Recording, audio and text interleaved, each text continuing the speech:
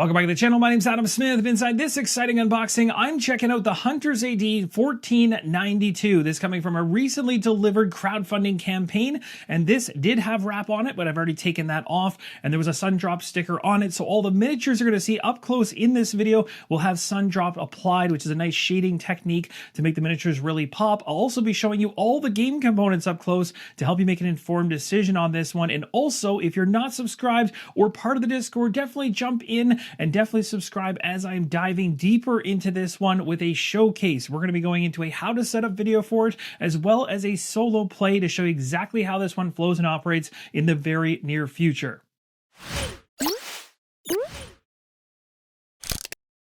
For those unfamiliar with this one, it's a fully cooperative game enabling you to play solo or with a group of friends. You become monster hunters in this one, participating in a complex and gripping campaign comprised of hundreds of events, road and town cards, and tomes of tales. The narrative presented on the cards and book is full of story twists and difficult decisions to make along the way. During this campaign game, players are going to execute quests, and it might take place during the day or maybe at night in various weather conditions as well. Every time you play, you get to choose proper tactics and equipment, trying to match the current circumstances you're trying to overcome. There are many things you can do inside the game, like bartering with the local inhabitants you run into. You can undertake various jobs that pop up. You can overcome unexpected obstacles, as there will be a number within the game. Or you can even expand your own wagon in order to manufacture over 70 different types of equipment from resources found during the game. So if you're looking for an adventure game, this might be the ticket. So without further ado, let's check out all the components inside the box. And as I mentioned before, when this video concludes, we will continue a showcase where I show you the game in action in the future. When you first crack open the box, you're going to see a number of dashboards on the very top. I'll show you an up-close look at each of these. These are recess boards as well. They look very cool. I'll show you the backside in just a moment, but you'll see there's spots here across the board in various positions, as well as trackers along the bottom. Flipping this over, a little bit of cobwebs on the back. The next board is also recessed, and this is your wagon board. You're going to see a number of trackers across it. Next up, we got a number of sheets with pockets in them of varying sizes. Two of them are the exact same size, and they're more of a column form, and they have a number of slots along them, 1, 2, 3, 4, 5, and 6. And there's two of these on the right now. On the left-hand side, there is a large page worth of them. And if I flip this over, you'll see it makes up a 5x4 grid. The next item coming out of the box is a world map. You'll see a number of different regions and locations across this one. This map is double-sided. And on the back side, a more dark tone. And you'll also notice that the artwork certainly pops out of this map. Both sides look really good. The next component of the box is a coil-bound book, which you'll be using as part of your campaign to traverse across many different areas. So rather than using tiles and having them strewn all over the place, you got a coil-bound book, keeping things nice and organized. You can flip to the pages that you need to as you go through. So I'll go ahead and show you these pages as we go. So here's another completely different illustrated location to explore, and you'll see that the artwork on this really does pull you into that environment. It's extremely cool looking, and as you go further in, they just get more and more intriguing as you go. And of course, if you're only using one side of things, you just fold the book over to only focus on that side. But some of these are going to be dual. They're going to be covering two spanning pages in order to traverse across them. So it's just really cool. There's lots of different environments and different things to look at, but it's got a very similar vibe and feel to the style of artwork that I really like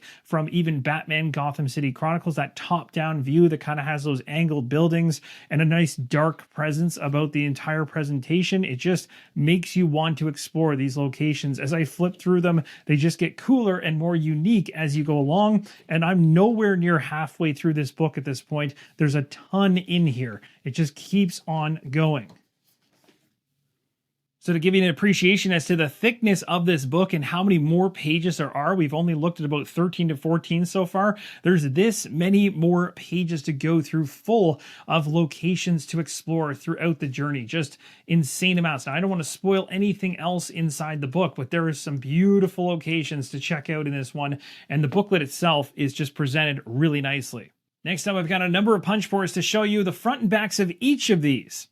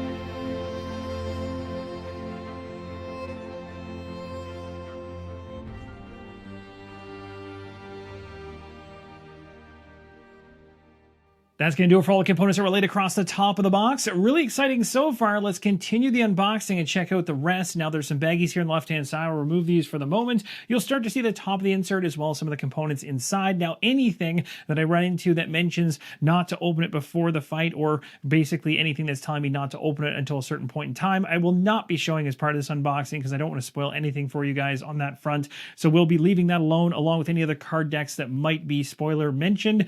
But we're going to continue onwards, and there's a number of booklets here on the right to check out first. Now, as you saw moments ago, inside the box on the right-hand side, a number of booklets as well as reference sheets. I took them all out. The booklets are on the left-hand side as well as a letter here on the very top. The how to play you can see. On the right-hand side, we have a number of reference cards which have a higher card stock than the norm because you're going to be actually using these during gameplay. They show you things like how to craft melee weapons using different resources within the game as well as upgrading them too, and they are double-sided. So let's take an up-close look at each of those. So for example, on this one, you'll see on the left-hand side, number of melee weapons all listed out. Things like daggers, torches, axes, maces, all these things you can create. Resource listings here in terms of what you need to have in order to put them together. And the upgrade column as well to actually upgrade these things in the future. Ranged weapons on the right-hand side, resources and upgrades again in different columns. You have additional improvements you can make them as well. So for instance, with the ranged weapons, you can actually add stunned arrows or slowing arrows, for instance. You have additional grease even. Firearms down below, a number of different things you can improve in that category too, and this is double-sided as I mentioned, so there's more on the opposite side to create. Let's go ahead and flip over this sheet, and again, the cardstock on these are a bit thicker because you'll be using these during gameplay to reference. So you've got armor, helmets, shields, accessories, magic weapons, backpacks, all kinds of individual things within each of these categories to create. Now for that equipment diagram reference sheet we just took a look at, there are 2 of them inside the box, which is nice to know. So if you're playing with up to 4 people around the game table, you can have a reference sheet that shows the same information on both sides of the table, so you don't have to fight over just one copy of it, which is nice. Now when you're playing solo, one is going to do just fine. Now the next one here, this reference sheet's all about iconography, very handy, especially when you're starting to learn the game for the very first time. You have things like equipment, actions, traits, components, resources, like everything's broken down into subcategories here. So you can help to find what you need when you see references on game components. And then down below here, even talking about morale. On the opposite side of the iconography, you've got the terrain features broken out in terms of things you'll find as you go through gameplay, like walls and obstacles and terrain you'll have to deal with of varying different difficulty levels. And you also have the traits broken down here again with different iconography throughout them. So this will be a great reference for new players. And as you become more familiar with the game, you likely won't need to reference these as often. Now for the iconography reference sheets, there's actually 4 of them. So when you have 4 players around the game table, every single person will be able to have one of these in front of them, which is awesome.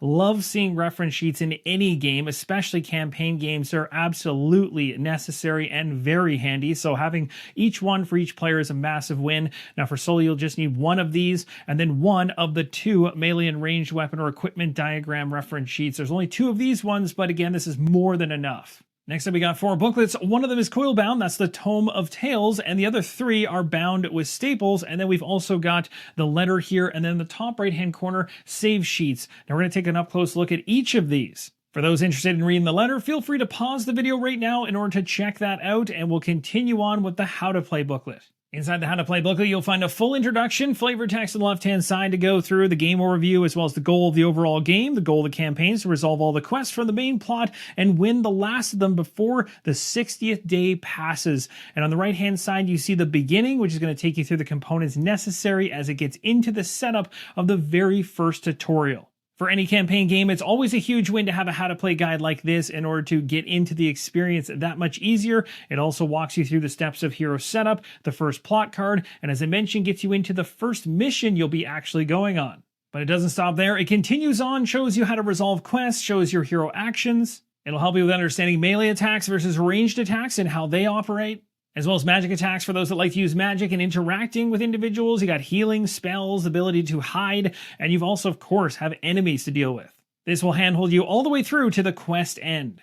And it doesn't stop there, as it actually goes into a second tutorial mission, which covers terrains, different traits, and new enemy actions to deal with. You also see morale is a big part of the equation. As it states here, it represents the hero's determination to resolve an act. You got weapon additions. Of course, as you go through, the additions to weapons or the ability to upgrade them or to supplement them will certainly increase their ability to be more useful and effective for you. The task cards and Tome of Tales talked about on the right-hand side. And as I get towards the end of the How to Play booklet, it gets into tutorial mission number 3. So you'll see they've broken up the learning experience across a number of tutorial missions, which is a nice way to do it rather than packing all of it into a single one.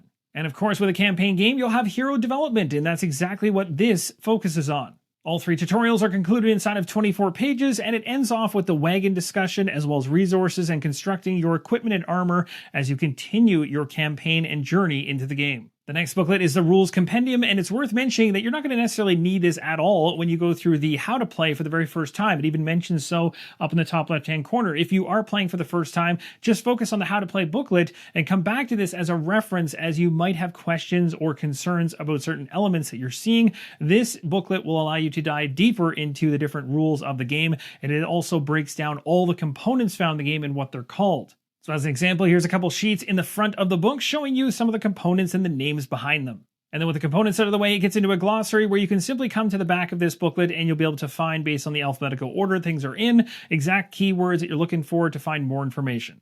Now, skipping through the glossary section, getting you to around page 24 in this booklet, you'll see an appendix here for the equipment. So if you start having questions and thoughts around your actual equipment loadout and you want to know more about things, this is where you're going to come to find that information. And they got the exact same thing here for the action cards as well, which is a nice reference, and you'll likely use this quite a bit in your first couple plays. The next booklet is the Tome of Quests, and we're not going to go too much deeper into this one beyond these pages because really this is the structure throughout. Of course, they'll get more involved because these first couple pages point to what the How to Play deals with, which is the tutorial missions. So you can see here when you go into this booklet for the Tome of Quests, it will show you for quest number 1 for the tutorial, the introduction, the deployment, the quest goal, the special rules, victory and defeat conditions depending on how things pan out, and you're going to see that similar structure as you go through this entire booklet. And for those curious, that last booklet was about 71 pages long. Now, this next one here is the Tome of Tales. So this is going to be the one where, as you're going through the campaign and you need to read some narrative, it's going to point you back to this booklet, which is why it's coil bound, so you can quickly read things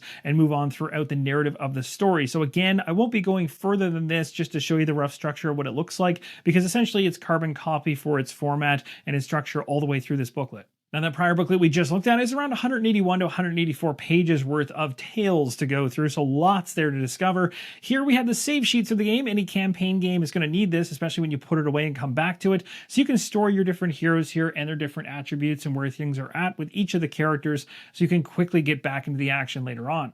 And the save sheet just doesn't focus only on the characters. It will also keep track of your wagon, the map cards that are currently out there, and the location cards as well. So you'll be able to track all of this. So when you come back to the game in the future, you'll be able to get your state back up and going. Heading back inside the box, you'll see on the right-hand side now miniatures have appeared, and that's exactly what we're going to check out next. I'll show you an up-close look at each and every one of these, each unique sculpt only.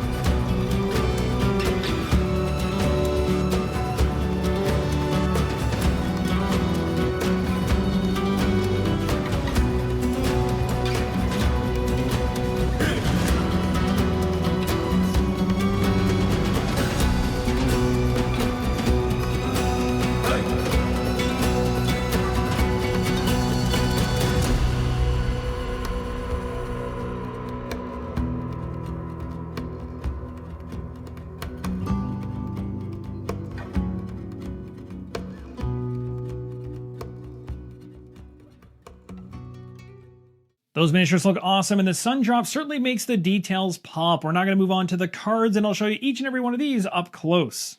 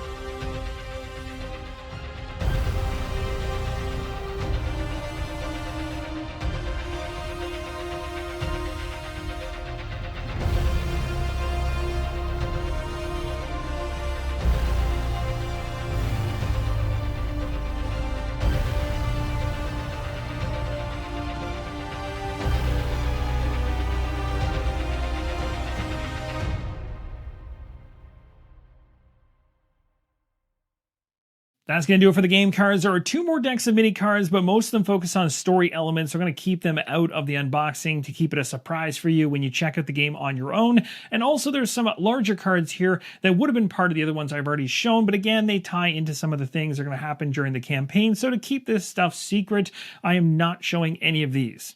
As we move on down through the box, the next layer makes me extremely happy. You can see here a full tray organizer for all the Punchboard tokens and everything else we checked out already to this point. So they actually all have a place to stay inside the box once everything is put back inside to keep things nice and organized. There is a clear cover, which I've already removed, which sits on top of it to ensure nothing goes anywhere. We made it to the bottom of the box, and as you can see, we got a number of miniatures to check out. I'll show you all the unique sculpts inside of this tray, as well as the dice up close and the character dashboards you can see there. Now, it's worth mentioning there are 4 positions, it looks like, that are empty, and I believe there'll be individuals that will come from smaller boxes that came as part of the crowdfunding campaign to go into those slots. So without further ado, let's check out these components.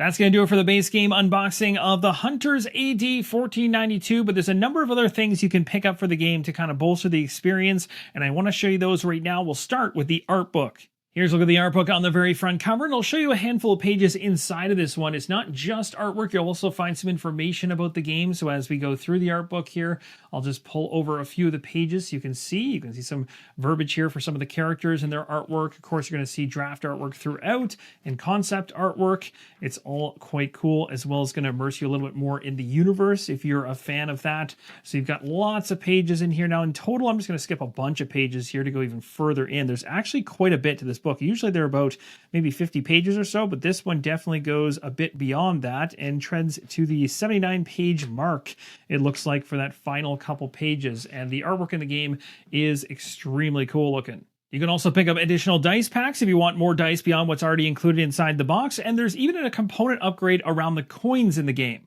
Anytime a game has coins involved and they have metal coins available, I always like picking them up because it's a nice component upgrade. It just feels really good in the hand when you're messing around with coins, buying and purchasing things, selling things. These ones look really weathered and nice. And there's different denominations of them, so you'll see the silver pieces here. These ones are very nice as well, with the nice emblems on them.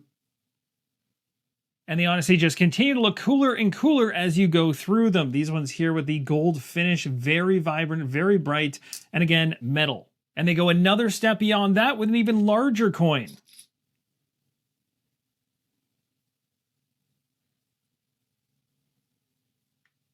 And as I mentioned before, when we got to that final tray, there were 4 spots at the very bottom. 2 of the miniatures that go in those spots come from Heroes Pack number 1. Adding this hero expansion into the frame will give you more options for your character. You have 2 here to choose from. This individual is a witch, and the one below it here, it looks like a crossbowman. And as we go further down, you see the 2 miniatures here and cards and wooden cubes to go along with them. So in terms of a place to actually store them, all these components can go inside the main box. And if you want more heroes beyond that, there's Heroes Pack number 2, another expansion for the game. The heroes inside this box are a cutthroat as well as a brawler, and you're going to have miniatures and cards and cubes underneath this as well. These will all be stored inside the box. And last but not least, there's an expansion number 3. And as you can tell from the components on the very top of the box, similar to what we saw in a smaller fashion with the main box, this is going to be a supplement to the gameplay, adding more into the fray. You're going to have more weapons. You have another coil-bound book here with environments to explore and other things inside this box. More miniatures, more cards, more content. That's going to do it for all the things that came as part of the Hunters AD 1492 crowdfunding campaign. It's worth mentioning one thing. There was not a playmat shown in this video. There was a playmat in that crowdfunding campaign, and I do have it. I'll be showing that to you as we get into the how to set up video and the playthrough in the near future. So you'll see everything. And of course, I'll be merging these upgraded components into the equation as well. And we'll dive into the experience together, and I'll show you exactly how it flows and operates. Thank you guys so much for watching. If you're interested in this, it's available from their store, and I'll have a link for it in the pinned comment and video description, as well as a direct link to the GameFound campaign if you want to find more information about this game beyond this video. Thanks again for watching, and as always, keep on rolling solo!